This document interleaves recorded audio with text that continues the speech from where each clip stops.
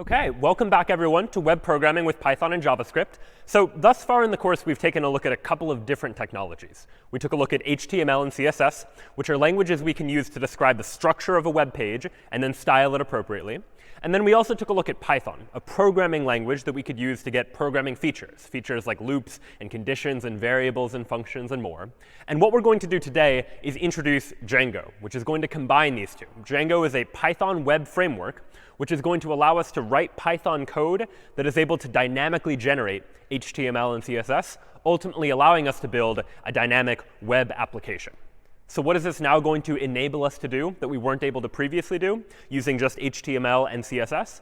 Well, using HTML and CSS, the web pages that we created were static web pages. They were the same, and every time you visited the web page, the page you were looking at was identical. But ultimately, if you think about websites you interact with on a day-to-day basis, say like the New York Times, for example, it's not the case that every time you go to the New York Times homepage, you're seeing the exact same HTML. It changes. The next day, you might see the new date. You might see the next day's articles. Whenever someone comments on an article, you can see those comments, and you can see how many people have commented on an article, for example. And it's probably not the case that someone is sitting there updating the HTML of the New York Times website every time something changes, but rather more likely there is some program, maybe written in Python, maybe written in some other language, that is dynamically generating that HTML and CSS and allowing the web application to respond based on how users are interacting with it. And this is ultimately what we're going to be trying to create using this Django web framework. We're going to be creating software that's going to run on a web server such that clients running in their web browser can make requests to our web server, and our server is going to respond back with some sort of response. And so how does this process actually happen? Well, ultimately, it boils down to this protocol, HTTP, otherwise known as the Hypertext Transfer Protocol, which is the protocol for how messages are going to be sent back and forth over the internet. In this case, you can think about this as a computer, some user, which we might call the client, and then our server, which is going to be the server that is going to contain our web application. We are going to write a Django web application that is going to run on this server, and clients are going to make requests to that server. The server is going to process that request and then return some sort of response. That request might look a little something like this. Underneath the hood, it might start with the word get. Get is just an example of a request method, a way that you might try to get a page. So get just means I would like to get a particular page. In this case, the page I'm trying to get is the / page, just denoting the root of the website, usually the default page for the website. HTTP 1-1 is just the version of HTTP that we're using, and the host is what URL we're trying to access the web page for. So example.com or some other website, for example, that I might be trying to make a request to. So this request ultimately gets sent by my web browser when I type in a URL and press return, for example. The server processes that request and then gives back some sort of response. And the response will generally look a little something like this, beginning with the HTTP version 1.1, or in some cases version 2 now, and then some sort of response code. 200 is a response code that just means OK. Everything was OK. The page was returned successfully, for example. And here on the second line, we see content type text/HTML, which just means the format of the data that's coming back in this response is HTML data. It's HTML data that the user's web browser on the client should then render as HTML, for example. And there are other content types as well and other information that comes back in that response. But the key idea is just thinking about the web in terms of requests and responses. One user makes a request to get a particular web page, and what they get back is a response like this that hopefully includes status code 200, which means OK. But there are a number of other status codes as well. Some of the more popular, 200 means OK. You've probably seen 404, the status code that means not found if you try to request a web page that doesn't exist, for example. Others you might see are 301, moved permanently. That often happens if you're redirected from one website to another, for example. We'll take a look at an example of that shortly. 403 generally means forbidden. You're trying to access a page you're not supposed to have access to.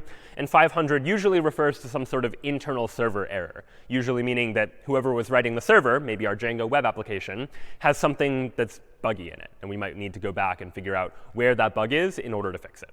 And again, there are other status codes as well, but these are some of the most common that we're going to be seeing and interacting with as we go about building web applications using Django. So Django is a web framework. It's a set of tools that is already built for us that's just going to make it easy to get started by writing Python code in order to design a fully fledged web application by taking care of some of the stuff that most web pages all have to do, such that we can focus on the interesting logic of building our own web applications. So the first step you'll need to do in order to use Django is to install it. If you're using Python, you may be familiar with pip, the Python package manager, which makes it easy to be able to install new packages. And the first thing we'll probably want to do is install Django. And here we're going to be using Python 3, so you might need to specify pip3 install Django to install Django on your system. And after you do, we can run a command to be able to create a Django project. And that command looks something like this: Django-admin start project, followed by the name of the project that we would like to create. When we run this command, Django is automatically going to create some starter files for us just to get started with the process of building a web application. So let's try creating a project now. I'll go ahead and go into my terminal window. And what I'm going to do is type that command. I'm going to type Django-admin, and then start project. And then I need to give this project a name. And I'm just going to give this project a name of Lecture 3, for example. You can name the project whatever you'd like. And when that happens, if I type ls, what I see is that a Lecture 3 directory or folder has been created for me by Django. And if I go ahead and open this up inside of my text editor, we can take a look at what files are inside of this Lecture 3 directory. So actually, I'll go ahead and cd into Lecture 3 and open it up. And what we see inside of Lecture 3 are a couple of files that were given just to get started. So there are a couple of files. Not all of them are really interesting to us right now. But first and foremost, manage.py is a file that Django is going to create for us. We'll generally not need to touch that file. But we're going to use the manage.py file to be able to execute commands on this Django project. And we'll see a couple of examples of that now, and a couple of examples of that in future lectures as well. And then the other important one that we'll be looking at is settings.py, which just contains important configuration settings for our Django application. Settings.py comes preloaded with a couple of default settings, but we might want to change those settings to be able to add features to our application as well, or make some modifications to how the application behaves. And then the other important file that's pre-created for us now here is urls.py. And you can think of urls.py as a sort of table of contents for our web application. That on any given web application, on a website, there are a number of different URLs or routes that you can visit. On Google, for example, you can visit /search or /images. And urls.py is just going to be a table of contents of all of the URLs on my web application that I can ultimately visit. And so if I'd like to try running this web application just to see what it looks like, the way to do it in Django is in the terminal. I'll run Python manage.py, followed by a command, and the command is called run server. And so this is generally how we'll use manage.py. We'll run manage.py, followed by an argument specifying what command we would like to run. And Python manage.py run server means go ahead and actually run this web server. If I do this, I'm now running this web server locally, and I see a bunch of debugging output. But the interesting point to me is that it says down here, starting development server at http://127.001:8000. And so this is where my web application is currently running. 127.001 is an IP address, an address on the internet that just refers to my local computer, the computer I'm looking at right now. So only I can access this, not anyone else on the internet. And 8000 is what we would call a port number. It just refers to what type of service is being run. And you might have multiple different internet services running on different ports. In this case, our Django application is running on port 8000. So if I copy this URL and just go ahead and go into my web browser and paste that URL in, what I see is just Django's default page to say our installation of Django works, and this now is the default page that Django is going to give to us to say that Django has been loaded for this web application, and we can now actually start to begin building this web application by adding the features we want to it. And so what we've created here is what we call a Django project. And in terms of the way a Django project is structured, is that every Django project generally consists of one or more Django applications. So one project may have multiple applications within it. And the reason for this division is if you think about big websites, oftentimes a big website, a big project, has multiple different apps that are sort of separate services that operate within it. Google, for example, has Google Search, but also Google Images and Google News and Google Maps, where you can think of each of those individual services as a separate app all under one larger project, like Google, for example. Or Amazon's website, for instance, might be one big project that has a couple of different apps within it. One app for shopping, maybe, and one application for Amazon's video service, for example. And so Django comes preloaded with this ability to take a project and divide it into multiple distinct apps. Maybe for simpler apps, we're only going to have a project that has one app inside of it instead of multiple, but it has the ability to allow us to create these separate apps that have different capacities. So if we want to get started with Django, the first thing we'll need to do after we create a project is create a Django app. And so the way to do that, if we go back to the terminal, I'll go ahead and exit out of this server by pressing Control-C to say I would like to exit, stop running the server. So now if I go back to that URL and refresh it, it won't work because the Django server is no longer running. But I'll run the command python manage.py start app, and then the name of the app that I would like to create. And for our very first app, I'll just call this app hello, for example. So I've now created one Django project called Lecture 3, and inside of which I've created the very first app that I've now called hello. And so if we take a look at our files now, you'll see that in addition to a Lecture 3 directory, which existed before, we also now have a hello directory that Django created for us that is going to contain the information needed for the hello app to work. And there are a number of files, again, that are generated by default. We're not going to look at all of them today. We're going to focus primarily on views.py. We'll see why in a moment, which is going to be the file that lets us describe what it is the user sees when they visit a particular route, for example, where we can decide what gets rendered to the user. And the other files we'll take a look at over the course of this term, taking a look at what additional features Django has to offer. So we've now created this hello app that we would like to install into this project.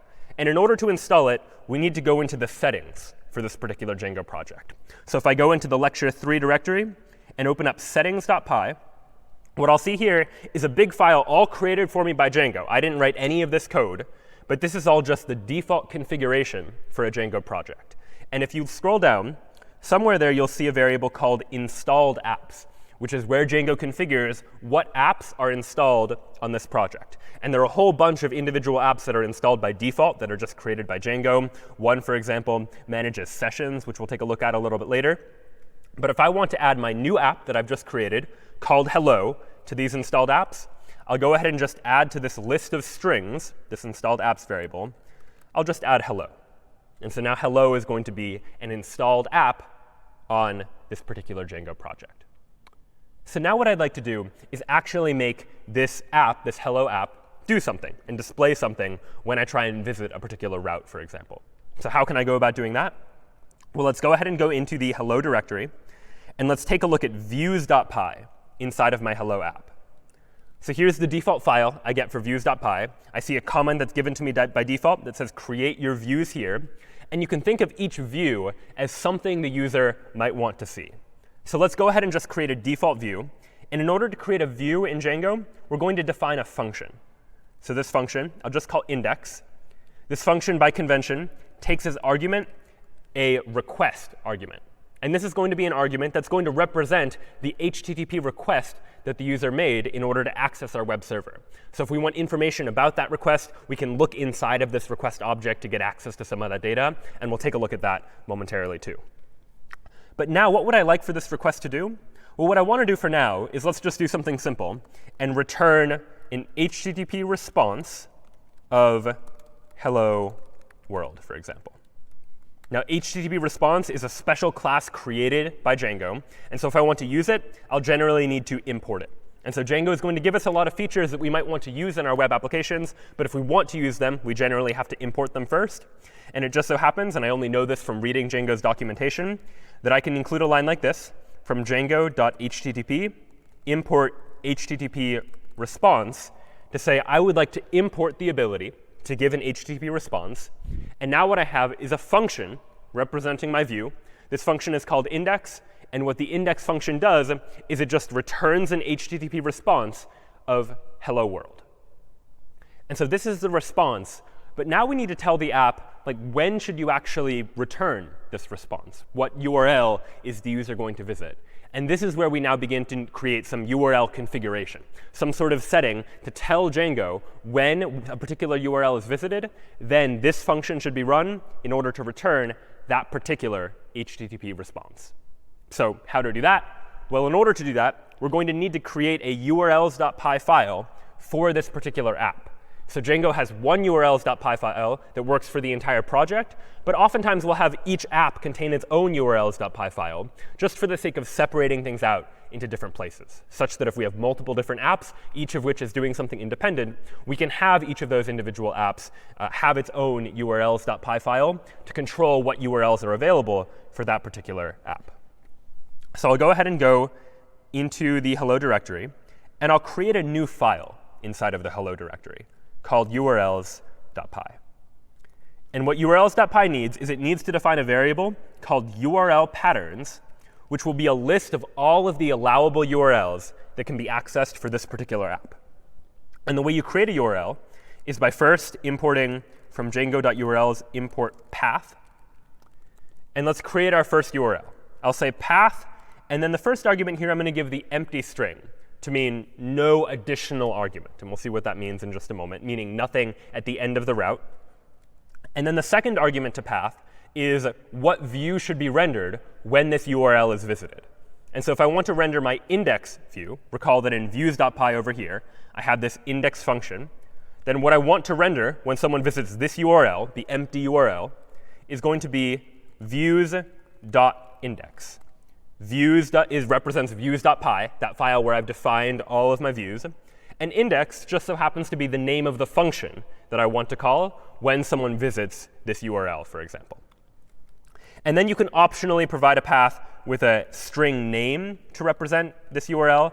I'm going to give this a name of index. We'll see why this can be useful later on. But the idea is giving a name to a particular URL pattern makes it easy to reference it from other parts of the application. So later, when we might want to link to things or have forms that are submitting to different parts of the web application, giving a name to a path can be a useful tool. In order to use views, last line I need to add to urls.py is to say from dot, in other words, from the current directory, go ahead and import views. Anytime I'm using a variable name like views, I'm using that name, I need to import it from somewhere. And it just so happens that views.py and urls.py are located in the same directory. So I can just say from dot import views to import all of that into this particular file. So this now is the urls.py file for this application. But the last step in order to get all of this working for the very first time is to go back into the lecture 3 directory and open up urls.py here. This is the urls.py file for the entire project, for all of the apps that might be contained within this project. And it just so happens that there's one path already given to us by default called admin, which runs a default Django application called the admin application. We'll see more about that in the next lecture. But for now, I'd like to add my own route here to say that I would like for a particular path to lead to not the admin app, but the hello app that I have just now created. So I'll go ahead and give this a path of hello. And what I'd like to do is say that after you've included the path hello, go ahead and include all of the URLs from the urls.py of my hello application. I basically like to link these two URL configuration files together. And so the command to do that is include hello.urls. Inside of the hello module, get at the urls file there. And that is now what I would like to add as a URL pattern. And in order to do this, I also need to import include, since I'm using include inside of URL patterns. So that was a lot of steps just to get things started. But just to get a high-level overview of how this is all working, I have a Django project called lecture 3. And inside of lecture 3, there's a URLs file that decides what URLs I can access. I can access /admin, which takes me to the admin application, which is created by Django. We don't have to worry about that just yet. But now I've just added that you can go to /hello to go to the hello application. And when you do that, I'm telling Django to look at the urls.py inside of the hello directory to figure out what additional URLs I can get to from there. So this is one master urls.py file that might connect to multiple different other URL configurations that exist as well. Then inside of the urls.py for my app, for the hello app, I've said that when someone visits just the default route on this particular application, go ahead and just run the index function that is one of my views. So all that's to say that now that that is done, I should be able to go back into my terminal and run python manage.py run server to actually start up this web server. And now I can go back to this URL. But instead of just going to that default URL, I'll go ahead and go to that URL /hello. And when I go to /hello, what I see is hello world. So what was happening there is that I typed in a URL. That URL went to Django. And Django looked at that URL and looked at my urls.py file and said, you know, anytime something starts with /hello, that belongs to the hello app. And inside of our hello configuration, we said that when we go to the default route, we should run the index function. And the index function returns this hello world response. And now we can begin to change that response. We can begin to adjust what it is that views.py is actually doing. Right now it says hello world, but if I want to change it to just say like hello, for example, I can just edit it. Now say the index function just returns an HTTP response of hello, for example. And so now if I refresh this page, now it just says hello.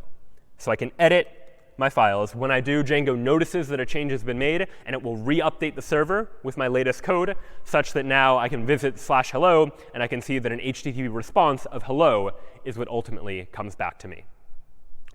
So now let's take a look at the idea that in addition to just having one view inside of views.py, I can have as many views as I want. I can create additional functions that each return different responses. Maybe I'd like a route that says hello to me, for example. So let me define a new function that I'll call Brian that accepts a request argument. And this function is just going to return HTTP response hello Brian, for example. And now I need to associate this new view that I've created with a URL. So I'll go ahead and go back to urls.py inside of my hello directory. And so I have a default route represented by the empty string that loads the index function. But I can add to this. Just add to this list, add a new path, where if I type Brian into the URL instead, that will load the Brian function. And I'll go ahead and give that a name as well. So now, if I refresh the page, I'm still on just the /hello route, and that just displays hello, for example. But if I go to /Brian, for example, now I see hello Brian. I have two different URLs, one that is just /hello with nothing after it, which was that empty string, and one which was /hello with Brian following it, that loads a different view function that returns a different HTTP response. And so we could imagine continuing to do this. I might want a web application that has a number of different URLs that I can visit. So I could go ahead and add like a David function, for example, that returns an HTTP response of hello David. And then again, inside of my URL configuration, I would say, go ahead and give me another route called David that loads the David function. Each time I'm giving it a URL, so what comes after the /hello, I'm giving it a function to run, the David function inside of views.py, and giving it a name just to make it easier to reference a little bit later. And so now I have /hello/Brian, and now I have /hello/David, each of which displays a different HTTP response. So you can imagine starting to use this feature to begin to build a web application that has a number of different routes, that has different routes to do different things. And many web applications are parameterized by what it is that's actually in the URL. So for example, on Twitter, you can go to twitter.com/someone's username to see all of that user's tweets, for example. Or GitHub, a service we've taken a look at now, you can go to github.com/your GitHub username to be able to see all of the repositories for a particular user, for example. So if you think about how that might be implemented, if either of these services were using Django, they might have a urls.py file or something like it that is just defining a whole bunch of URLs and saying what route should be associated with them when someone visits that page. But you can imagine ultimately that this is probably going to start to get tedious. That if I want to say hello to anyone, if I want to not only support /hello/Brian and /David, but I also want to support arbitrary names like /Harry or /Ron or /Hermione, well then it would seem that I need to create a whole bunch of different functions, each of which says hello to a different person, and then create a whole bunch of different URLs to be able to do that as well. But it turns out that what I can do is create URL patterns that have placeholders, in effect, things that allow me to parameterize the path via certain path converters, so to speak. So what does that actually mean? Well, let's instead of creating functions that just say hello Brian and hello David, let me create a new function that's just called greet, for example, that also takes a request, but takes an additional parameter. Takes a parameter like someone's name, for example. And this greet function is going to return an HTTP response of hello, comma, and then I'll go ahead and plug in the name here. And I'll need to add an f to the beginning of the string to indicate that it's a formatted string. This is just Python syntax to say that I would like to say hello, not just to anyone, but to whatever the value of the name variable happens to be. I'd like to substitute the name variable into that greet function. And then what I can do is inside of urls.py, I'll go ahead and add another path. But instead of saying a name like Brian or David or Harry, for example, here, I'm going to say, in angled brackets, stir colon name. And when someone visits that route, let's go to the views.greet function, and the name for this route will be greet. And so what's going on here is we have a fundamentally different kind of path. Rather than prescribing exactly what the URL should look like nothing after the end of the route, or Brian at the end of the route, or David at the end of the route, this route here on line 7 is saying this route could be any string that we're going to give a variable name of name to, but you could replace name with something else entirely. And this could be any string. So it could be Brian or David, or it could be any other name. And when that happens, we'll call the greet function. And when that function is called, it will pass in this argument, this name, as a parameter to that function. So now I'll be able to create a custom route that allows me to specify any string and figure out how to deal with that appropriately. So now if I visit /hello/Harry, for example, not a route that I explicitly created, but that is a string, Harry is a string, I press return, it says hello Harry. I can go to /hello/Ron and say hello Ron, and /Hermione to see hello Hermione as well. And you know what? Maybe just for good measure, I'd like to capitalize this name, like Hermione, for example. Well, the way to do that is that I can add arbitrary Python logic. It turns out that with any Python string, there's a function or method on that string called capitalize that I can say is just dot capitalize. And if I can do it in Python, then Django allows me to incorporate it into the response that I'm giving back. So I'm now using Python to take the name, capitalize it, and use that in the response that gets sent back to the user. So now /Hermione returns hello Hermione with a capital H, likewise for hello Ron, likewise for hello Harry. I've now been able to add a route that takes an HTTP request as well as a parameter, that name, whatever was in the URL, and return an HTTP response that just says hello to that person. So these HTTP responses can be any HTML content. Right now we're just using text, but you can imagine adding lists or tables to this as well. But you might imagine that if I have to include an entire HTML page just inside these double quotes, that's going to get unwieldy very quickly. Very quickly, we're going to find that there's a lot of HTML to just go in a single string inside of a Python program. And if we think back to the principles and the ideas that we've been looking at in this course so far, we've generally tried to separate out different parts of our application wherever possible. And there's a lot of value in that. One, in just keeping things clean. Two, in making sure that people are able to collaborate. If you want one person working on the Python logic and one person working on the HTML, you'd rather they not step on each other's toes as they're working. And so what we can do in Django as well is separate the response, the HTML, from the actual Python code here as well.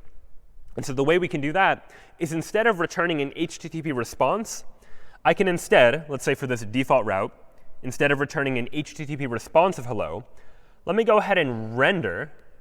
And when I render something, I need to pass in the HTTP request. But I'll also pass in the name of a template.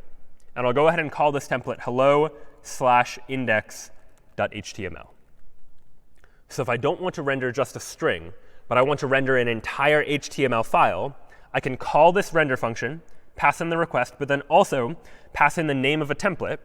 And now all I need to do is create that template. So let me go ahead and inside of the hello directory, I'll create a new folder called templates. Inside of that templates, I'll create a folder called hello, because the template name here is hello/index.html. So I need to create a folder called hello, inside of which is a file called index.html. I could have just called it index.html without the hello, but the reason we often want to prefix our templates with a directory name is to so-called namespace them, to make sure that if we have multiple different index.html files in multiple different apps, to make sure they don't conflict with each other. So Django best practice is to use hello/index.html, or whatever your app name is. And inside of that hello directory, I'll then create a file called index.html. And this index.html can contain any HTML content, same as we've seen before. So I could add that doc type, the HTML tag, a title of hello, and maybe inside the body, I'll have an h1 that says hello world, for example. And so I can have an entire HTML page just like this. And now, when I visit the default route of my web application, by going back into my web browser and just going to /hello, for example, now I see that HTML that I've defined inside of index.html. It's a big h1 that just says hello world. And it turns out that these HTML pages, these templates that I can render using Django, are parameterizable as well. Right? Maybe I want to implement hello/Hermione as some sort of HTML page, an HTML page that says hello, Hermione. And using HTML out of the box, you can't really do stuff like this. HTML is a markup language, not so much a programming language, which means it doesn't by default have support for things like a variable to represent someone's name. But using Django's ability to take an HTML page and treat it like a template that we can render, Django's added its own templating language, so to speak, on top of the existing HTML. And I can take advantage of that to be able to render an HTML page that actually has a variable inside of it, or a condition inside of it, or a loop inside of it, as we'll see in just a moment as well. So let's go ahead and go back to views.py. And the function that I would like to change is this greet function here, that right now is just returning an HTTP response. But I'd like to render an entire page, for example. So what might I render? Well, let's render a template called hello/greet.html. And then this render function can take an optional third argument, which is called the context. And the context is all of the information that I would like to provide to the template. All the variables, for example, that I want the template to have access to. And so one thing I might want my template to have access to, for instance, is something like a name. And so this is a Python dictionary, just a sequence of key-value pairs. And this name might be associated with what value. So name is the key.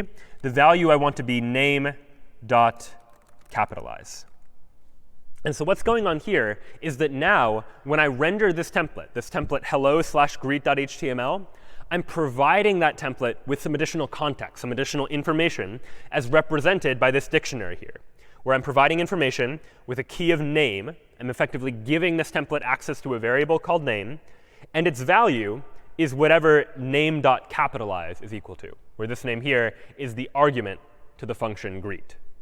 So now I can return this template, and inside of greet.html, I can use this variable called name. So how do I go about doing that? Well, let's first create that greet.html file. So inside of the template/hello directory, I already have index.html. I'll go ahead and create a new file called greet.html. And inside of greet.html, I'll go ahead and write some HTML. And inside the body of the HTML, whereas before I might have said something like hello, world, I don't want to say hello to world. I just want to say hello to whoever the name is, whatever is contained inside of that variable called name. So how might I go about doing that? Well, what I can do is use these double curly braces. And double curly braces are part of the Django templating language that allows me to say, I would like to plug in the value of a variable into this particular position inside of my template. And so if I include the word name here, then what I'm saying here is that when you render this greet.html template inside the body of the page, I would like for there to be an h1, a big heading, that just says hello, and then inside these double curly braces, I'm saying plug in the value of the variable name there. If name is Hermione, it's going to be hello Hermione. If it's Harry, it's going to be hello Harry. If it's David, it's going to be hello David. So let's go ahead and give this a try now.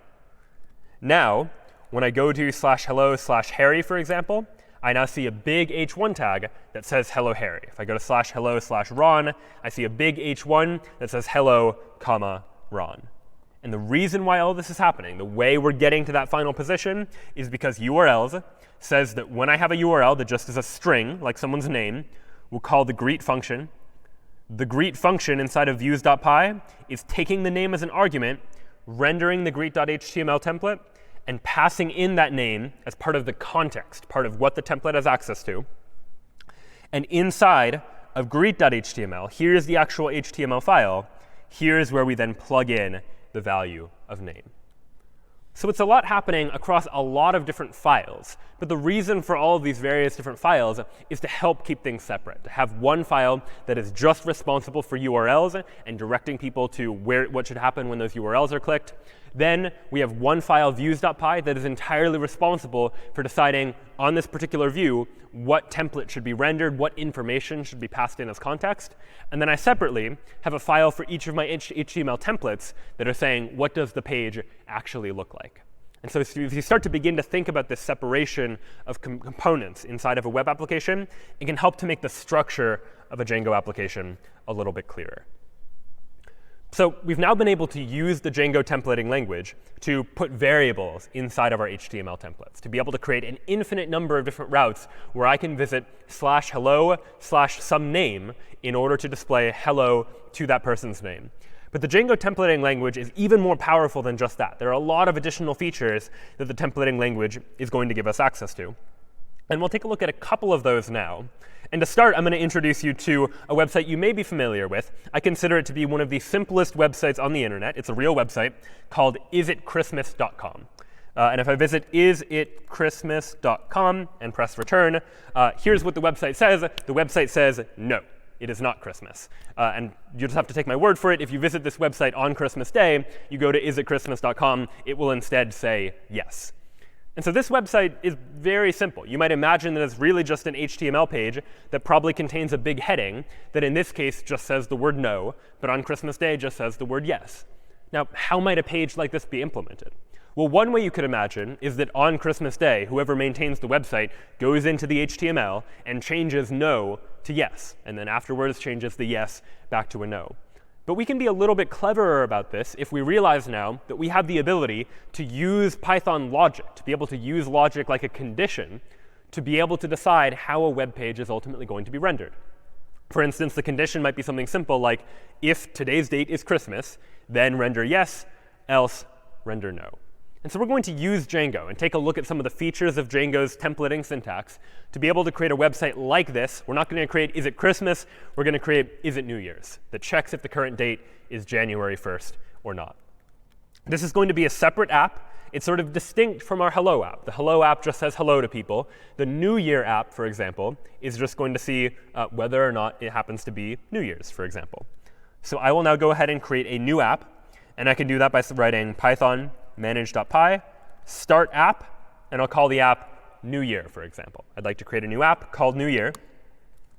I've now created that new app. If I type ls, you'll see that not only do I have a hello directory that represents the hello app, I now have this New Year directory that represents the fact that this is a new app called New Year. As with before, I'll need to go into settings.py inside of my project directory and add New Year as an installed app. This is now a new app that exists in my web application. So it, too, now needs to be a new installed app. What else do we need to do for new apps? Well, I need to go into urls.py for lecture 3. And just as before, I had a path saying when I go to /hello, then you should go to all the URLs for the hello app. Let me add a new path that says that if I go to my application /New Year, well, then you should go to all of the URLs for the New Year file. Go to newyears.urls, representing the urls.py file inside of the New Year's app. Now, that file isn't given to us by default, so we need to create it. I need to go into my New Year folder and create a new file called urls.py. And inside of that file, I'll do from django.urls import path, from .import views, and then define some URL patterns. Same as before, where I'll just have a single path that loads the index function inside of views.py, and it has a name of index. So again, just mirroring the type of structure that we've already seen before in the Hello app. This app is just going to have a single route, the empty route, that loads the index function. Now all it's left to do is to actually create that index function. So I go into views.py, and here now I'll define an index function that takes an HTTP request as an argument. And now inside of this index function, I would like to add some logic that checks whether or not it's January 1st. And so how might I go about doing that in Python? Well, it turns out that there is a date-time module in Python. And you can learn about this just by reading up about its documentation to figure out how it works. And the date-time module gives me access to things about the date and time, for instance. And I can play around with the date-time module outside of Django just to get a feel for how it works. If I just type Python into the interpreter, into my command line rather, what I get is the Python interpreter that lets me just write Python code just to experiment and test and see what the result of running this Python code would be. So I can try like import date time, for example. And let me create a new variable called now, which is datetime.datetime.now. It just so happens that inside of the datetime module is a function called datetime.now that gets the current date and time, for example. And so inside of now, I have access to variables like now.year, for example, which tells me the year, now.month, now.day, that gives me information about the year, the month, and the day of the current timestamp, based on getting whatever the current time is right now. And given that I have this information, you can imagine us constructing a Boolean condition to check whether or not today is in fact the new year. And that condition might look like now.month equals 1 and now.day equals 1. And I can press return and see that, OK, the result of this condition is false. It is not true that both the month and the day are true, or are 1, rather. And so using that sort of condition, I can now take that and adapt it into my Django view that I'm using to try and render whether or not it's the new year or not. So how might I go about doing that? Well, what I'd like for my index function to do is return render a template. The template will be called newyear/index.html. And then what context would I like to provide to this template? What information, what variables do I want for this template to have access to? Well, I want it to have access to a variable that'll just be called new year. And in order to access that, I need access to the current date. So to do that, at the top of my file, I'll go ahead and import datetime. And inside of my index function, let me give myself a variable called now, which is equal to datetime.datetime.now. And this new year variable that I'm passing in to my template will be equal to now.month equals 1 and now.day equals 1. So if it is the case that after I get the current date and time by running datetime.datetime.now, saving the result inside of this variable called now, if both the month and the day are equal to 1, then the value of this new year variable is going to be true when the template gets access to it. Otherwise, as it is the case today, and on most days, the value of that variable is going to be false. Now all that remains for us to do is to actually create this template, newyear/index.html, and have that template somehow use this new year variable in some interesting or meaningful way. So how do we do that? Well, if you recall what we did with the hello application, when we want a template, then inside of our application, this new year app, we'll need a new folder that we'll call templates, inside of which I'll create a new folder called new year. And inside of that, I'll create a new file that will be called index.html. Here will be the index.html file for this new year application. The structure will be very similar. I'll give it a title of is it New Year's? And inside the body, now here's where the interesting logic is. Sometimes I might want a big H1 that says yes. Other times I might want a big H1 that says no. And what I need to do is conditionally decide when to say yes and when to say no. And inside Django's templating language, and again, you'd only know this by reading Django's documentation, just as we used double curly braces to say plug in the value of a variable here, the syntax for logic inside of a Django template, like conditions, is curly brace %sign. So we use curly brace %sign, some logical statement, and then %sign curly brace to include any kind of logic. And the logic in this case is an if statement. And this is very Python-like. We'll say if new year. New year is the name of that variable that I passed into this template. And if it is the new year, then I want to display an H1 that just says yes. And then else, also inside of curly braces and %signs, I want a big H1 that just says no. So if it's the new year, then yes, else no. And then Django also requires me to give an end if tag to say this is the end of the if statement. Unlike Python itself that uses indentation to denote when the if statement is beginning and ending, in Django the indentation is optional inside of the template. But in order to distinguish when the if statement is happening from when the if statement is over, we need this end if tag at the very end. So this here is a condition inside of our Django template. We're saying if a particular variable is true, then render this in the HTML, and else render something else. If it's the new year, say yes, it's the new year. Otherwise, say no, it is not the new year. So we can try this out. Right now, we're on the route /hello/Ron. if I instead not go to /hello, but go to /new year, for example, this site can't be reached. OK, so why did that happen? 127.0.0.1 refused to connect. So what must be happening is for some reason my web server isn't running. And it turns out that in order to create the new application, I had stopped my web server. And so if ever that happens, to start it up again, we can just rerun Python manage.py run server to say I would like to now start up this web application again. And all right, it looks like now I have another error. There's some sort of syntax error. And the syntax error is in newyear/views.py. So let me go ahead and go back into views.py and see if I can spot where the syntax error is. And all right, it looks like render is a function. Function arguments need to be enclosed in parentheses. And while I have a starting parenthesis here, I'd forgotten a closing parenthesis. So I'll go ahead and add that. And now that will complete the render function. And now I should be able to load /new year. And indeed, what I see is that no, it is not the new year.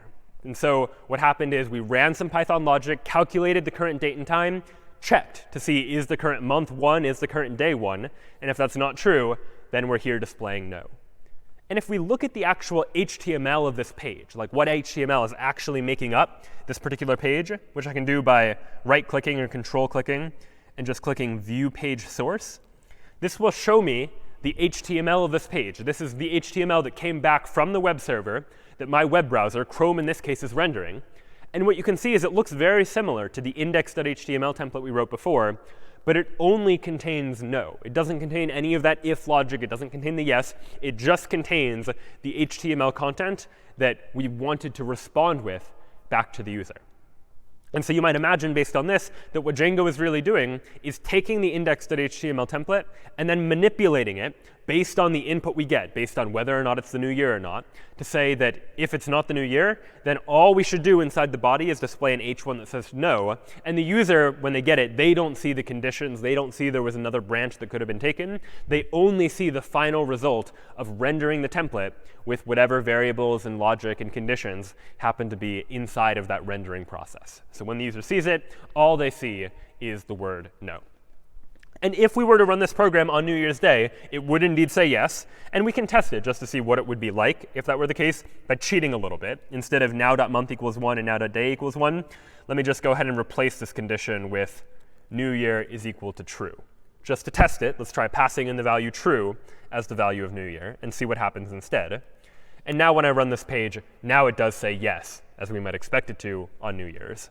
And so that can be a nice way of just testing what would happen if you were to replace a particular variable with a particular value. We can substitute inside the context just for development purposes what value we would like that variable to take on. Now we've rendered HTML, but we haven't really added any styling to this website just yet. The real isitchristmas.com has the text centered a little bit. It's in sans serif font instead of having the little serifs or the glyphs at the edge of each of the characters. So maybe I'd like to add some custom CSS to this file as well. And we could do this conventionally the way we've seen it done before by just including a CSS file. And that is what we're still going to do. But Django has a special build system for dealing with what are called static files, files that aren't going to change. The HTML of this page, that's not a static file, because it changes depending on whether it's New Year's or not. If I visit it on New Year's, it says yes. If I visit it when it's not New Year's, it says no. And so this is a dynamic page. But static files, files that don't change like our CSS, the CSS doesn't change whether it's New Year's or not. And because that file is unchanging, Django calls it a static file. And it means that Django can be a little bit cleverer about it. If you start to think about projects at scale, you might store your static files somewhere separate, just in some place that makes it easy to access, where they're cached for faster reads later on. We'll talk about that a little more later in the course as we start to delve into topics like scalability as you begin to build larger web applications on the internet. But long story short, Django contains a lot of features that make it easy for us to deal with static files, files that don't change, like CSS files. And generally the way that we'll add static files is inside of the New Year folder. In addition to having a templates/newyear/index.html, we'll also create a new folder called static that will contain all of the static files that we would like to include inside of this application as well. Inside of static, I'll create a new folder called New Year, inside of which is a new file called styles.css. And so inside of styles.css, I can now write all of the same CSS that I would want to have written before. So maybe I want all my H1s to have a font family of sans serif, a font size of 90 pixels maybe, and I want the text alignment to be centered. Just a couple of CSS properties and values, same as we've already seen, just to say I would like to give H1 tags this particular style. Now what's left to do inside of index.html is at the top of our page, I'll go ahead and add a command that says load static, to mean go ahead and load static files for this particular HTML page. And now I'll go ahead and link a style sheet. You'll recall that this type of command inside the head section of my web page, where I would like to link some particular URL as a style sheet, is how I add CSS to a page. But what I'm going to include in here as the link is I'm going to include, rather than hard coding a URL, which I could do, Django best practice says that instead, let's just say it's going to be a static file, and the static file is called newyear/styles.css. So I'm not specifying exactly what the URL is, but I'm saying it is a static file that is inside of a New Year folder called styles.css, and Django is going to figure out what that URL ought to be. And this is often better than hard coding a specific URL, because maybe you might imagine in larger web applications where your static files are might change. You might move your static files to a different domain or to a different route. And so in order to deal with that, this static keyword just means Django will figure out where your static files are located and will replace this command here in the curly braces and %signs with the actual URL for this particular file. So now that I've said that I want to link this particular static file, styles.css, into this web page, what I might first need to do, just to let Django load static files, is restart the server. So you might sometimes need to Control-C and then go ahead and rerun python manage.py run server. That will rerun the server. And now if I go back to the /newyear route inside my web browser, now I see the style look a little more close to what I actually wanted it to be, centered, sans serif, in a larger font that here just says no. And if we look at the underlying HTML of this page, we see that Django has actually, for us, filled in what the static URL is for these particular static files. And by default, Django just uses /static/ and then whatever the files happen to be.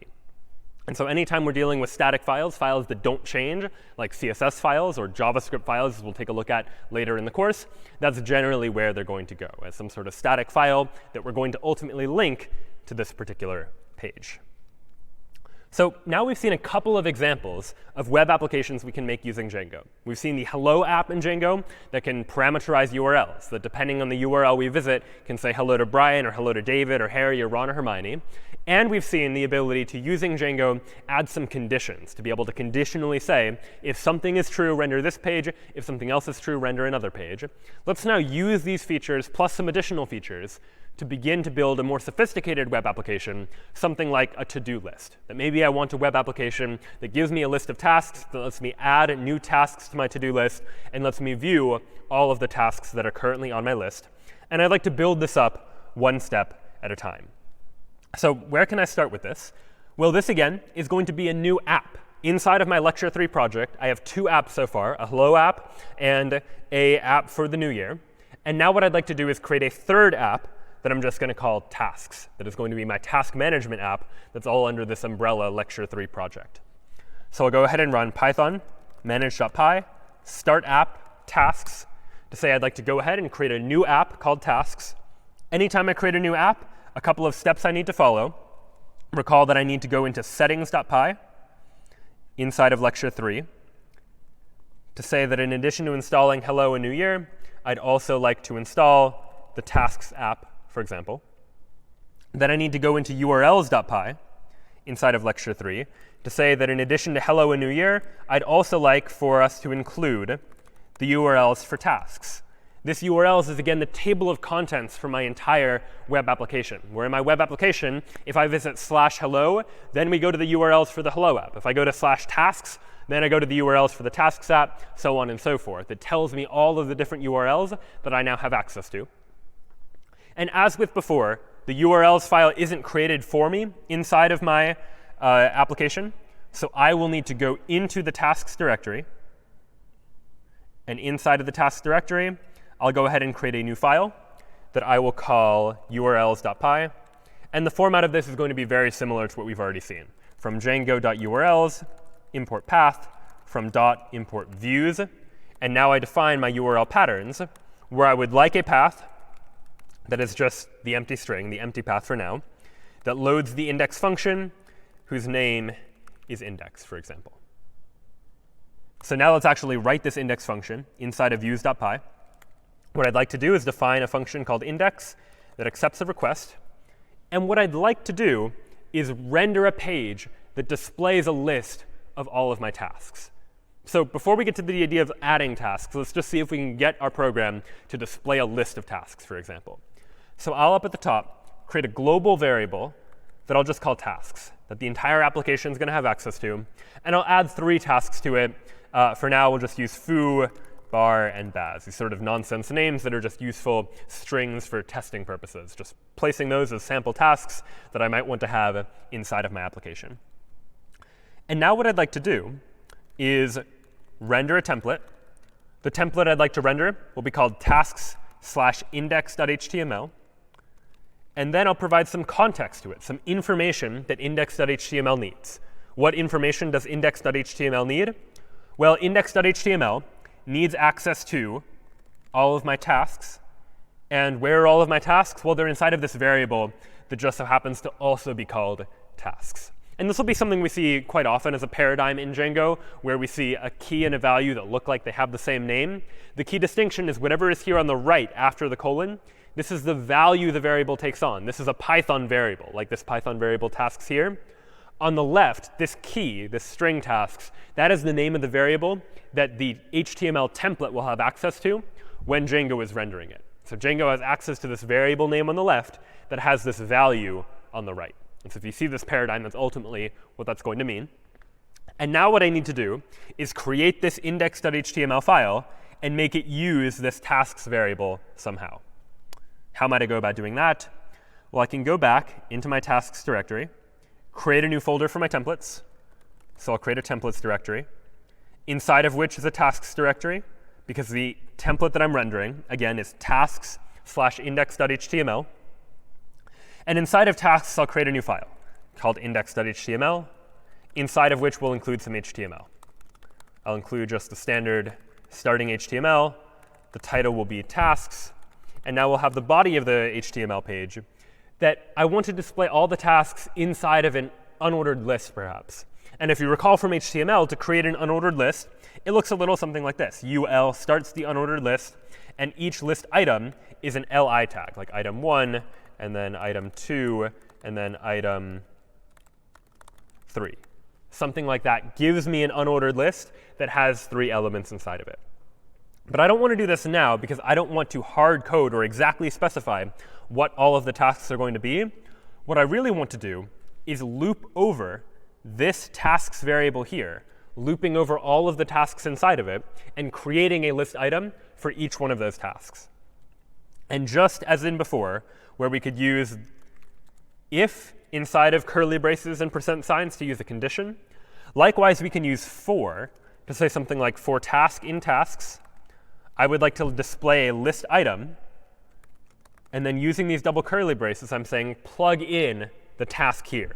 In between these list item tasks, I would like to plug in whatever the value of the task variable is. And then I'll go ahead and end the for loop there. So what I've done here is rather than add a condition into a template, which we've already seen, I now have the ability to add a loop into an HTML template using Django to say that for task in tasks, I'd like to loop over all of the elements inside of this sequence called tasks. And for each one of those individual tasks, I would like to display a list item in HTML that includes whatever the value of the task happens to be. And end for, just like end if ended the if statement, end for is going to end the for loop. So this syntax now, rather than give me exactly the same number of list items every time with exactly the same content, will be dynamic. Whatever the value of tasks is, we will now see on this page each one as a list item. And we can test this right now if I actually run this application by going to python manage.py run server. I'll go ahead and go to this URL. The default URL has no page, but if I go to /tasks, Well, then here's what I see. I see an unordered list that has foo, bar, and baz. Each one is a list item. And if I view the page source to see what the actual HTML is, here's what I see. I only wrote one li tag inside of my template, but because I put it inside of a for loop that iterates over each of the tasks, what I ultimately get in the HTML that comes back to the user is one list item for each of the elements that was originally inside of that list. So I now have the ability to loop over a list in order to generate that list of tasks. Of course, there's still no way to modify any of these tasks. What we have here is just a fixed list of tasks that just so happens to be rendering using a loop. What I'd maybe like is another page that will allow me to add in new tasks, a form, effectively, that lets me type in a new task and press add in order to add a new task. So let's do that. Inside of views.py, I'll define a new function that I'm going to call add. And what the add function is going to do is render tasks/add.html. In order to know when to run this view, I need to give this view a URL. So I'll go into urls.py and add a new path. When I go to the add route, I want to go to the views.add function, and I'll call this function add, for example. And so now, when I go to /task/add, it's going to call the add function inside of views. And inside of views here, it's going to run this function that will render add.html. So let's go ahead and now write add.html. We'll go into templates. I'll create a new file called add.html. And you know what? Add.html syntax is very similar to the syntax from index.html in terms of what the HTML content is. So I'll go ahead and just copy this whole page from index.html, paste it into add.html. The only thing that's different is the body of the page, where instead of an unordered list that displays all the tasks, I'd instead like a form, where that form has an input whose type is text, and maybe this input field has a name called task, such that I can access that input data later, and an input whose type is submit, for example. And maybe I'll give it a big heading at the top that says, add task, for example. So now I have a new route that adds a task. So my default /tasks route just displays a bulleted list of all the tasks. And if I go to /tasks/add, here now is my form that gives me a place where I can type in a task, press submit, that right now does nothing, but that ultimately I hope will actually add a new task. Of course, something I just did there should strike us as not the best design. In particular, the decision I made was because the general structure of this HTML page is so similar. It's got the HTML tag. It's got a head. The title of the page is tasks. Ultimately, I just copied all of the content of index.html and pasted it into this new HTML page, add.html. And anytime you find yourself copy-pasting, this should be another area where you start to think there's probably a better way to do this.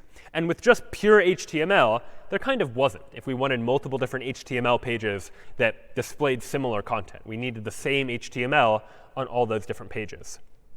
But now in the world of Django, we have the ability to use something called template inheritance. What I'm now going to do is define an HTML file called the layout, just some file that the other files, add.html and index.html, are going to inherit from. They're going to inherit from my layout all of the structure of the page that's the same on both of the pages. And all I then need to write is what differs between the pages. And as I mentioned before, the only thing that differs between add.html and index.html is the content of the body of the page over here. So what can I now do? Well, I will create a new file inside of my templates/tasks directory called layout.html. And layout is going to have the basic layout that is common to both of these pages. I have a title whose title is tasks. I have the body of the page. And maybe there's more in common with both of the pages as well that I could add. But right here, this in between the body tags, this is the body of the page that is going to change between each of the different pages. So to denote this inside of a layout in Django, I'll again use the curly brace and percent signs. I'll call this a block, and then I'll give this block a name. I'll call it body, just because it's the body of the page, but I could give it any name. And then I'll add an end block at the bottom here. And so what I've now said inside of this layout file is that this layout file has a body inside of this structure of the page, and inside the body is this block called body. And what I'm saying here is this block might change depending on which file we're using, add.html or index.html. The rest of the structure won't change, but the content of this block called body, might change. And so now what I can do inside of index.html and add.html is, instead of including all of this logic, I can get rid of everything other than the key part of the page that's going to be different about index.html. The only thing different about index.html is this unordered list. And what I'll now include at the top of index.html is I'll say that this HTML page extends tasks/layout.html. So this is now this idea of template inheritance. I'm inheriting from the layout.html template, basically saying use the layout.html template, except inside of block body, I would like to include all of this content. And maybe I'll give it a h1 that just says tasks, just as a title as well. And so now what index.html is saying is, rather than need to include all of that HTML, all I need to say is this HTML file is based on the layout.html file, but the difference is that inside the body of the page, it's going to be this particular content here. And for add.html, I can do exactly the same thing. I can just add this line, extends tasks/layout.html, to the top of add.html. And then I can get rid of all of this boilerplate code, so to speak, and just include the part of the page that differs inside the body of the page. And so it seems like we've done a fair bit more work for just these two pages. But if you imagine more complex websites that might have dozens or hundreds of different pages, the ability to factor out the HTML that pages have in common can definitely be very helpful just for good design, to be able to make sure we're not repeating ourselves. And if we ever need to change the structure, rather than change it in dozens or hundreds of different places, we just change it in one place inside of the layout file. And the result of that is that it's going to change in each of the pages that inherit from that page as well. And we can test this by just going back to /tasks/add, which looks fine, and back to tasks looks fine too. Both of these pages now are inheriting from that basic layout. Now, it's a little annoying that anytime I want to switch between this page and the add page, I have to go to the URL and know that I need to go to /tasks/add in order to get back and forth between them. So I might like to add a link that takes me from one page to the other, and vice versa. And I can do that if I go into index.html. You might imagine that I could just add a link here. href to create a link. Let's go to /tasks/add and add a new task. Will be the name of that link. Except the problem is, or the reason why this isn't necessarily good design, is that Django is designed to make it such that it's very easy to change the structure of the pages in terms of how the URLs all relate to each other. And I have here hard-coded that when you click this link, we go to /tasks/add. And if ever I wanted to change that URL, maybe instead of /tasks/add, I wanted /new instead of /add. Well, then I'd need to change it in two places. I'd need to go back to the urls.py file to change the actual URL to say instead of add, it should be called new. But then I need to find every place where I use that URL, and I'd need to change it there as well. So in order to deal with this, Django has an additional feature that basically lets Django figure out what the URL should be instead. And we do that by using the name that we gave to each of those routes. And so this is where that name becomes relevant. That I can here just say, link to a particular URL, link to the URL called add. So I just said link to URL called add. And how Django figures this out is based on the contents of my urls.py file. That inside my urls.py file, I defined a number of different paths, and I gave each of those paths a name. This one was called index. This one was called add. And so when I did that, I was able to say, if you link to a URL called add, Django will find a URL whose name is add and link me directly to that route. And so if ever I were to change the route to something else, Django would just figure out what the new URL should be, and I wouldn't have to worry about it. Django would fix the problems for me. And so now, if I go back to the tasks site, I can click the Add a New Task button, and that will take me to the Add task. And maybe now I'd like to add a link that goes back. So I can go to add.html and maybe add a link down at the bottom, ahref equals, and what URL would I like to link to? Well, my default page was just called index, so I'll go ahead and include the word index. I'd like to link to the URL index, and then view tasks, maybe, as the name of the link. So now if I go to just the default tasks page, I see a link to go add a new task. And now I see a link that's going to take me back to the ability to view tasks. And when I click on that link, I see no. And now that's probably not what I wanted. I wanted to go back to the index page for my tasks application. But it seems that when I clicked on view tasks, I'm taken to no. And what's going on here? Well, if you look at the URL is /New Year. Somehow I was on the tasks app, I clicked a link, and I'm back at the New Year app. How did that happen? Well, it turns out this is an example of a namespace collision, where I have two things that all have the same name. And in this case, what's happening is that I have a urls.py file for my tasks application, where I have a route called add and a route called index. But it just so happens that inside of the New Year folder, if I go up to New Year, and I look at New Year's urls.py file, the New Year's urls.py file also has a path whose name is index. And so what I said was create a link, and I would like that link to link to the thing that has the URL with a name of index. And it turns out there were multiple things that all had a name of index. And so Django didn't know which to choose, and it just chose the New Year one. And you might imagine that linking between apps is something you might reasonably want to do. You want to, from Amazon's shopping page, for example, be able to click a link that takes you to Amazon Video, or you want from Google Search to be able to click a button that gets you to Google Maps. But in this case, this isn't quite what I wanted. There's a namespace collision where two things have the same name that I would now like to be able to fix. And the easy way to fix this is inside of urls.py for my tasks application, let me just give each of these URLs an app name called tasks. This just helps to uniquely identify all of the URLs, because now inside of add.html, rather than just link to a URL whose name is index, I'm going to instead link to tasks:index to mean from tasks, the tasks app, get the index URL. And likewise, inside of index.html, I'll link to tasks:add to get at that particular route from this particular application name.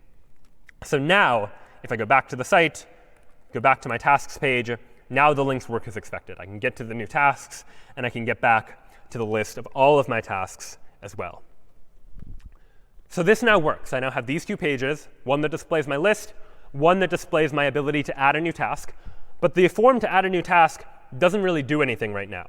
I type in a task. I type in like foo if I want to add a task called foo, and I press submit, and like nothing happens. Nothing changes meaningfully on this site. So I'd like for this form to do something. And we've seen that we can add an action to a form to be able to take that form and submit it somewhere.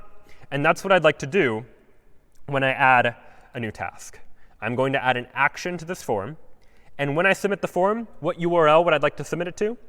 Well, I'll go ahead and submit it back to the URL for tasks:add.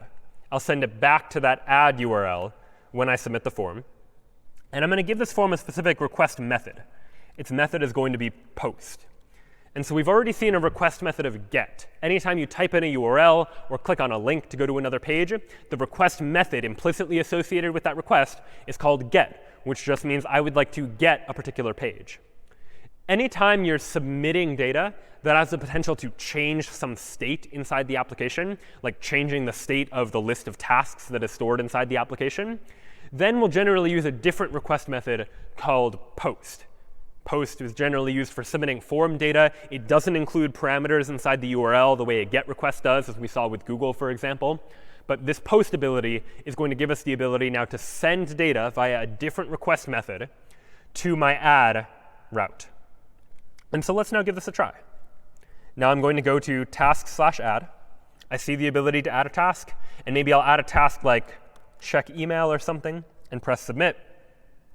And all right, I get an error. Forbidden. This 403 in parentheses means that is the response code that came back. This is an error that Django has generated for me.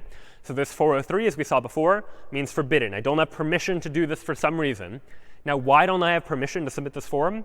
It says CSRF verification failed. So CSRF stands for cross-site request forgery.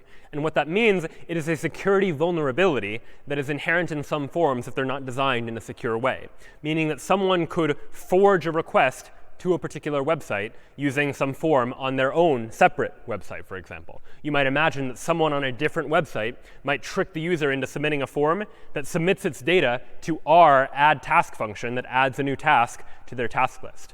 And maybe that's not a big deal for tasks, but you might imagine in more secure contexts, more sensitive contexts like a bank, for example. They might have a form on their website for transferring money from one user to another. And if they're vulnerable to this sort of attack, cross-site request forgery, someone else on a different website could trick the user into submitting a form where it submits form data that goes to the bank's website to say, I would like to transfer money from this one user to another user. So we would like to be able to design forms that are not vulnerable to that particular security vulnerability, that don't allow for requests to be forged by another website. So how can we go about doing this? Well, one strategy that can be used in order to deal with these sorts of attacks is to add into our form a hidden cross-site request forgery token, or CSRF token, which will just be some unique token that's generated for every session. So every time a different user visits this particular form, they see a different CSRF token. And then when the user submits the form, they're submitting that token with the form. And our web application is going to check to make sure that that token is indeed valid. And if it is valid, then they'll allow the form submission to go through. But this means that an adversary wouldn't be able to fake a request to our website because that adversary doesn't know specifically what the generated token is. So they would fail the check for CSRF validation. And it just so happens that Django has CSRF validation turned on by default. And it's done so via a specific add-on known as Django middleware. Middleware refers to the ability in Django to be able to sort of intervene in the request-response processing of a Django request. And if I look at the settings.py file, if you're curious, for this particular web application, inside of settings.py, if we scroll down, we see there's a whole bunch of middleware that's installed by default inside of a Django application in terms of making sure that we have various different features hooked into this request response processing. And one of those is the CSRF view middleware, this feature of Django that allows it to make sure that our requests, whenever we're submitting data via post, something that has the potential to change the state of the application in some way, that we need to have CSRF validation. We need to add some sort of token to our form to make sure that Django is able to authenticate the validity of this form, to make sure they know the form actually came from the web application itself. And it's quite easy to be able to add this token into our HTML page. Django has it built in. Inside the curly brace and %sign, we can just say, I would like to add into this page the CSRF token, for example, to go ahead and fill in the CSRF token right there. If I now go back to the page and refresh the page, now I see add task. But if we're curious, I can now actually go and view the page source. I can look inside this page. And here now is the form. And this is the form, same as we saw before. But you'll notice that Django has inserted this additional input field, this input whose type is hidden, meaning we won't be able to see it normally, whose name is CSRF middleware token. And here is its value, some long string of characters that Django has generated for me, such that when I submit this form, it's going to check to make sure this token is valid. And if it doesn't find this token, it is not going to accept my form submission. And if someone else goes to this website, they're going to see a different token presented to them as well. And that helps to make sure that nobody can forge these sorts of requests. So now if I type in a task that I'd like to add, something like check email, and press submit, now the form does submit without errors. Of course, it doesn't do anything. If I go back to my task list, it's still empty. But at least I've now been able to submit that form. It's worth noting that inside of add.html, we created this form sort of from scratch. I created an input field whose type is text and whose name is task. But creating forms is something that happens so often in the world of web programming, oftentimes with many different fields that you might want to change over time, that Django's added a number of ways to make it easier to create forms, to validate the data inside of those forms, just to make our lives a little bit easier when it comes to dealing with and interacting with forms. And so now we'll explore an alternative way of doing the same thing. What we did here just works. We can create a form just using raw HTML, as we've seen before. But Django also has the ability to create forms for us. So in order to do this, I'll go into views.py, and at the top add from Django, import forms. And now I'm going to create a new class to represent this form. I'll create a Python class that I'll just call new task form, since I'll use it to create a new task. It will inherit from forms.form. And now inside of this class, I need to define all of the fields I would like for this form to have, all of the inputs that I would like the user to provide. And so I want them to provide the name of a task, which will be a character field or a char field, meaning I want the user to type in characters. And I can give this a label, call it new task, for example. And now what I can do is when I render add.html, I can add some context and say, give this template access to a variable called form, which will just be a new task form. I'm going to create a new task form, pass it into this add.html template. And now inside of add.html, instead of writing the input whose type is text, name is task, and having to do that on my own, I can just use double curly braces and say, plug in the form here. And that will automatically take care of, Django will generate the necessary HTML to make that form work. So if I refresh this page, now I see that here is the form that Django has created for me. It's created an input field. It's given it a label of new task, so I know that it's where a new task should go. But now, rather than needing to edit the HTML anytime I want to change the form data that's involved inside of this application, I can just change this new task form. If maybe I want to eventually make upgrades to my application where in addition to specifying a text field where I can type in the new task, maybe I also want to be able to specify a number indicating the priority that task should have, I could additionally give this form access to a priority variable, which is an integer field whose label is priority. And I can even add constraints on this to be able to ensure that it's valid data. I can give it a min value of maybe 1 and a max value of 10, for example, in order to add all of that. And now without touching anything in my HTML, I just changed the form itself inside of my Python code. Now if I refresh the page, I see an additional field. I see an opportunity for me to type in a new task. And I see an opportunity for me to specify some priority. And of course, you could add CSS in order to style this up a little bit nicer. But now, Django will automatically do client-side validation, where if I type in a new task like check email, but I don't specify a priority and submit it, it tells me to fill it out. If I type in a number that's in an invalid range, I only wanted numbers from 0 to 10, it fills it out.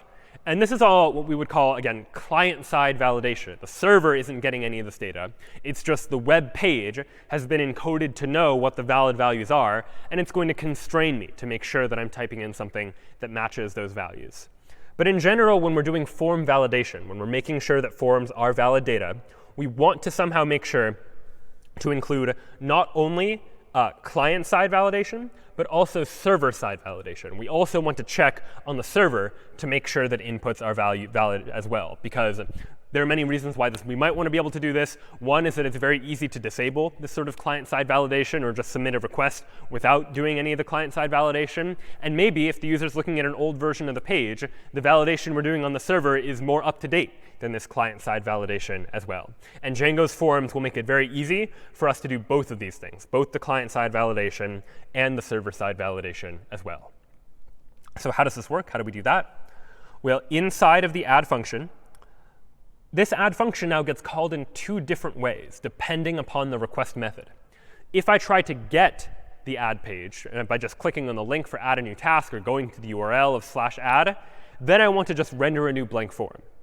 But if I post data to this page by using the post request method instead of get, that means I'm submitting the form, and I now want to submit a new task to be added to my list of tasks. So I'd like to add a check for that. I'm going to add a condition here that says, if request.method equals post, well then here, what I'd like to do is process the result of that request. And the way you do that in a Django form is by creating a new variable called form, which will be a new task form. And if I just use new task form with 2 parentheses like I did before, that creates a blank form. But you can also populate that form with some data. And if I populate it with request.post, what that is going to do is request.post contains all of the data that the user submitted when they submitted the form. And so what I'm doing now is I'm creating a form variable by taking all of that data and filling it into this new task form, which will contain now all of the data the user submitted. And you can imagine checking this manually, but I can just call if form.isValid, and inside this if statement, use some logic using the cleaned data as a result of using this form. And so inside of a variable called form.cleanedData, that will give me access to all of the data the user submitted. And so if I want to get like what task they submitted, because I had a variable here called task inside of a new task form, well, I'll just go to form.cleanedData and then task. And I'll go ahead and save this inside of a variable called tasks. And now what I might like to do is add this task to my list of tasks. Go tasks.append this new task.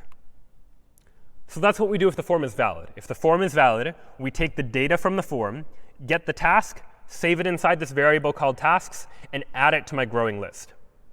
But else, if the form is not valid, what should we do instead? Well, then I should return the add.html file again.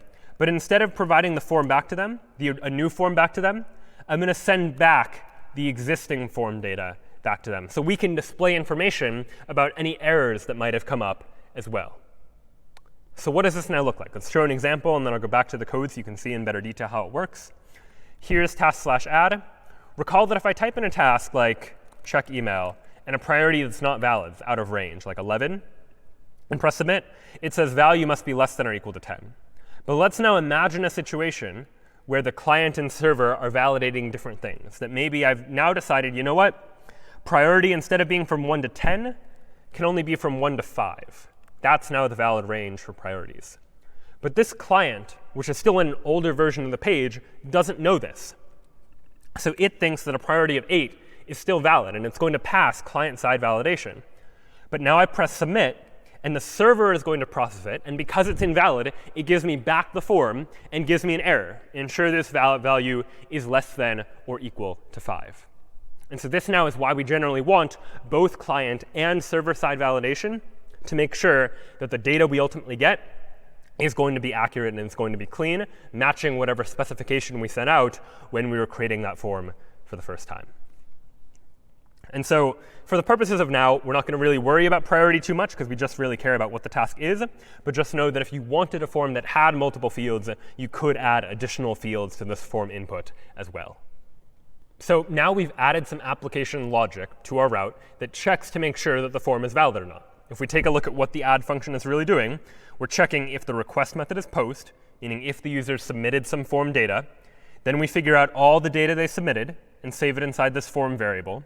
We check to see if the form is valid. Did they actually provide a task? Are they providing all the necessary data in the right format? If so, then we get the task and add it to the list of tasks. Otherwise, if the form's not valid, then we go ahead and render that same add.html file back to them. But we pass in the form that they submitted so that they can see all of the errors they made. They can make modifications to their own form submission if they'd like to. And then otherwise, meaning if the request method wasn't post at all, if the user just tried to get the page rather than submit data to it, then we're just going to render to them an empty form. And this sort of paradigm is actually quite common when we're dealing with requests and responses, that oftentimes pages that have forms will want you to first be able to get that form via the get method to just get the page in order to display the contents. But those routes will also often support a post method where you can post data to those routes in order to say, I would like to now submit data to a particular route in order to get some sort of result, some sort of addition to a list of tasks, transferring money in a bank from one account to another, for example, or something else entirely. But watch what happens if I now try, inside of tasks add, to add a new task that's valid, something like check email, for example. I press submit, and all right, nothing quite seems to happen because I just get back this new task form. But if I go back to view tasks, now I see that check email has been added to my list of tasks. The original list of tasks just had foo bar baz, and now we've added check email to it. But this wasn't quite the behavior that I might have expected. Maybe I wanted that after I submitted the task form to add a new task, I would like to be redirected back to this page as well. And it turns out Django makes it easy for us to be able to redirect users from one page to another. In order to do that, after we add a new task to my list of tasks, I'm going to return an HTTP response redirect and redirect the user to a particular route. I could redirect them to just like /tasks, for example. But again, we generally try not to hard code URLs into our application. So better design would be to say, let me give you the name of the route and go ahead and reverse engineer what the route actually is from that. And so in order to do that, we can use the function called reverse built into Django and say tasks:\index to say figure out what the URL of the index URL for the tasks app is, and use that URL as the one that we ultimately redirect to when we return this HTTP response redirect. In order to use these, we need to import both of them.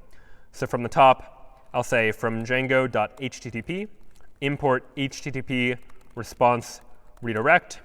And from django.urls, I'll go ahead and import reverse. So now I've imported both of these. And now the effect of this is that after I submit a new task and add it to my list of tasks, I'm going to be redirected back to the index page of my tasks application. And for good measure, I'll go ahead and start us off with an empty list to get rid of the foobar baz that we saw there originally. So tasks start out as the empty list. Now I'll refresh the page. I see no tasks in here by default. But if I add a new task, I type in something like check email, press submit. I now see that added to the task list, and I get redirected back to the task page. I can add a new task, something like do laundry, press submit, and that gets added to my tasks list as well, too. So by maintaining this global variable called tasks and updating it anytime I submit the form, I've been able to dynamically grow this list of tasks inside of my application and display all of those tasks here inside of my HTML page. However, there's still one big problem with the application that I've built, and it goes back to the idea that I've stored these tasks inside of a global variable. This variable is something the entire application has access to, which means that anyone who visits my website is going to be able to see the same exact list of tasks. And we can simulate this by imagining someone else visiting this URL, which I can simulate in Google Chrome by opening an incognito window to simulate a different session, a different person interacting with the page, and going to the same URL. What they see when in the incognito window they go to the same URL is they see the exact same list of tasks. Both me and another person see the same list because there's just one tasks variable across the entire application that is shared among all of the requests that come in to that particular application.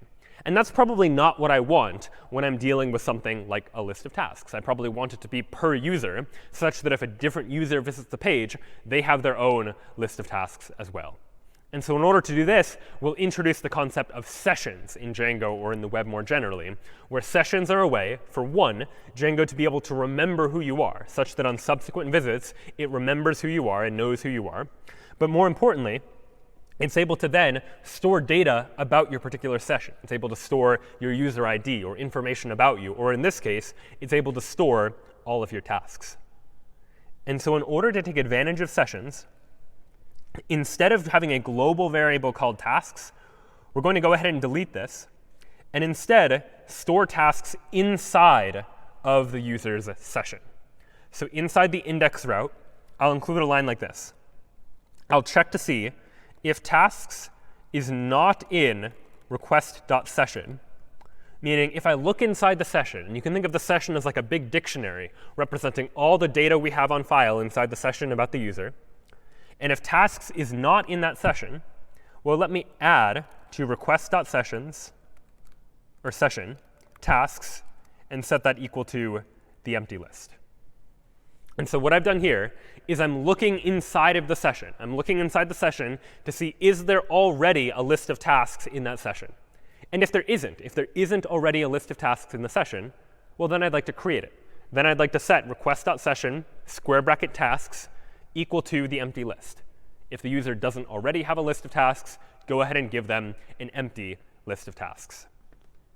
And now, here in tasks, instead of rendering the variable tasks, which no longer exists, I'll render request.session tasks to pass in that list of tasks to this particular template. And now in index.html, we're still looping over to that list of tasks.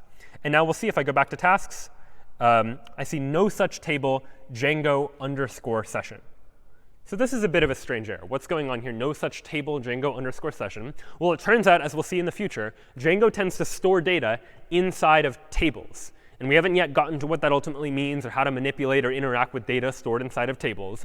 But Django stores data about sessions that would happen inside of a table by default. Now, you can change this to have Django store data about sessions elsewhere. But ultimately, Django is keeping data about who you are and what your tasks are. And that data needs to be stored somewhere. And by default, Django wants to store it inside of a table. And right now, that table doesn't exist. So we need to create it. And the way to give Django access to that table that it wants to create, that it's been waiting to create but it hasn't yet, is to run this command inside the terminal, python manage.py migrate. We'll learn more about what that means in terms of what a migration is and what it means to migrate data into a database. But for now, just know that python manage.py migrate will allow us to create all of the default tables inside of Django's database. Next time, we'll take a look at actually creating databases of our own, adding tables of our own that store our own custom data. But Django has some initial default tables that it wants to create, and running python manage.py migrate allows for those tables to be created. Now that those exist, I first need to run the server. So python manage.py run server. I load the page. And here now is my list of tasks. There's nothing here, so when I loop over all the list items, it's sort of empty, which maybe isn't the best user experience or user design. So what I might want to do is add an additional condition. It turns out inside of index.html, whenever I have a for loop inside of a Django template, I can also add an empty condition to say, if I run the for loop, but it doesn't run at all because the sequence is empty, well, then let me just say, like, no tasks, for example. And this is just a nice-to-have feature of the Django language that just makes it easy for us to be able to deal with situations where we're iterating over a list and there's nothing in that list. So now I refresh the page, no tasks, exactly what I would expect to see. And now this index route seems to be working fine. What now needs to change when it comes to adding a new task? Well, rather than append the task to my list of tasks, let me go ahead and say request.sessionTasks, because that is my list of tasks. And let me add to request.sessionTasks this new task. I'm adding to it a new, sort of adding a list to the end of it that just contains the one new task that I got from the form. So when the form is submitted, we check to make sure the form is valid. We get the task the user submitted, and we append that to the list of tasks that's already stored inside of the session before redirecting the user back to the index page. So let's give it a try. We'll go back to this URL, back to tasks. I see I have no tasks initially. And now I can go ahead and add a new task, type in something like check email, press submit. And all right, now that's added, add a new task, something like do laundry, submit. And now both of those tasks are there. But now importantly, if you imagine someone in an incognito window or on a different computer visiting my same website, going back to this page, what they see is an entirely different list of tasks because they have a different session. Those sessions are determined by cookies, these little hand stamps that help the browser to be able to give some information to Django's web server to say, here is who I am, so Django knows what data to show you. And in this case, my original case, Django knows who I am, knows to show me these tasks. And in this case, it's a different user in an incognito window in this case. And so what they see is a list that has no tasks inside it at all. So now we've really just scratched the surface of what Django has to offer. But we see now the ability it has to be able to create dynamic web applications. Instead of just displaying HTML and CSS that's the same every time, using Django, we now have the ability to be able to generate programmatically custom HTML and CSS, either saying hello to a person's name based on what name is provided inside of a URL, or the ability to say to check the current date and conditionally display something if the date is one thing versus another, and the ability to store data on a session basis, to be able to store information about a user's to-do list, for example, such that on subsequent visits they can see their list of things they need to do with a different list for each of these possible users. And here really is just the beginning of what Django has to offer. Where Django gets very powerful is when it comes towards storing data inside of databases and manipulating that data and interacting with that data in various different ways. And that's ultimately where a lot of the power of a web framework like this ultimately comes in. We'll explore more of that next time. But for now, that was just a look at Django and how we can use it to be able to build these sorts of web applications. This was web programming with Python and JavaScript. We'll see you next time.